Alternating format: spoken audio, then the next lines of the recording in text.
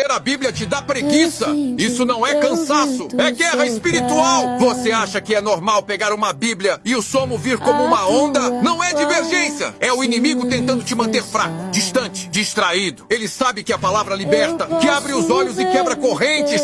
Sabe por quê? Porque a Bíblia é uma arma. E você, quando lê, entra no campo de batalha com espada na mão. Por isso, o inferno treme quando você abre a Bíblia. É por isso que o inimigo te quer longe dela. Mas Deus está te chamando para lutar, para resistir, para levantar. A Bíblia diz em Tiago: resisti ao diabo e ele fugirá de vós. Não aceite essa paralisia espiritual. Leia mesmo cansado. Declare mesmo sem vontade. Continue mesmo que parece difícil. Quanto mais você resistir, mais forte você se tornará. Mais perto de Deus você fica. E o diabo sabe que não pode com alguém alimentado pela palavra.